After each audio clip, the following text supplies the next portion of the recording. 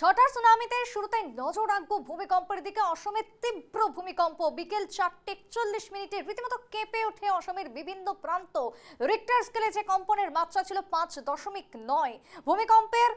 ভূমিকম্পকে কেন্দ্র করে ভয় ভীতি আতঙ্ক তবে শুধু অসমেই নয়, ভারত সহ বাংলাদেশ, নেপাল, মায়ানমার, ভুটান এবং চীনেও এই কম্পন অনুভূত বলে খবর।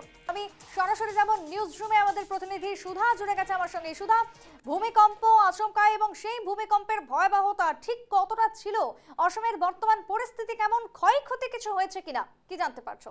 একদমই সুপ্রীতি, যখন ভূমিকম্প হয় তখন সময় ছিল বিকেল 4:41, তখনই ভূকম্প অনুভূত হয়েছে এবং এই ভূমিকম্পের উৎসস্থল ছিল অসমের তেজপুর থেকে গুয়াহাটির মাঝে ঢেকিয়াজুলি নামে এমন একটা জায়গায়। এবং আমি ম্যাপে দেখাবো সেই ছবিটা, দেখতেই পাচ্ছ এখানে যে রয়েছে ম্যাপে, এই অঞ্চলটাতে ভূমিকম্প হয়েছে এবং এই অঞ্চলটা হলো গুয়াহাটি এবং তেজপুরের মাঝে ঢেকিয়াজুলি নামে একটি জায়গা এবং এইখানে এই ভূমিকম্প অনুভূত হয় এবং ভূমিকম্পের সময় ছিল বিকেল 4:41।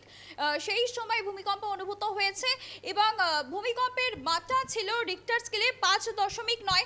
শুধু অসমই নয়, অসমের বিভিন্ন জায়গা তো রয়েছে, পাশাপাশি গোটা উত্তরবঙ্গে অনুভূত হয়েছে ভূমিকম্প এবং উত্তরবঙ্গের বিভিন্ন জায়গায় ভূমিকম্প অনুভূত হয়েছে। পাশাপাশি কম্পন অনুভূত হয়েছে দক্ষিণবঙ্গের কলকাতা সহ বিভিন্ন জায়গায় এই কম্পন অনুভূত হয় এবং যেটা জানা যাচ্ছে বঙ্গাইগাঁও জেলায় সেখানেও ভূমিকম্প অনুভূত হয়েছে এবং বিভিন্ন জায়গায় ঘরবাড়ি ভেঙে পড়েছে বলে এমনটাও খবর উঠে আসছে।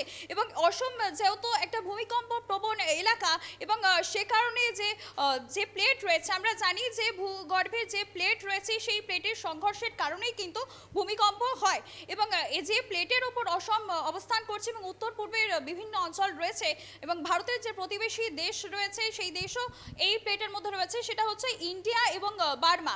এই দুটো প্লেটের উপরে কিন্তু রয়েছে অসম এবং বিস্তীর্ণ এই প্লেট রয়েছে নেপাল, মায়ানমার, নেপালেও বিস্তৃত রয়েছে এই প্লেট এবং এই প্লেট কিন্তু চীনের দিকেও গেছে এবং সে কারণে কিন্তু ভূমিকম্প অনুভূত হয়েছে মায়ানমার, চীন এবং নেপালেও।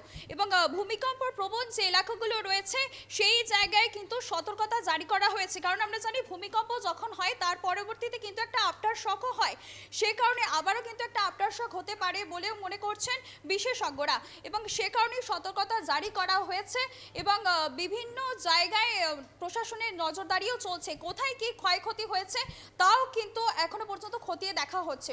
বেশ, ধন্যবাদ সুধা তোমায়। অর্থাৎ রিক্টার স্কেলে যে কম্পন প্রায় 5.9, 4:41 ভূকম্প অসমে, সেই খবরই তুলে ধরছিল সুধা এবং ভূমিকম্পের তীব্রতা যথেষ্ট ছিল, আফটার শক হতে পারে এমনটাই সম্ভাবনা ইতিমধ্যেই করছেন ভূবিদরা। তবে শুধুমাত্র অসম বা ভারতবর্ষে নয়, বাংলাদেশ, নেপাল, মায়ানমার, ভুটান এবং চীনেও এই কম্পন অনুভূত হয়েছে বলে খবর উঠে আসছে।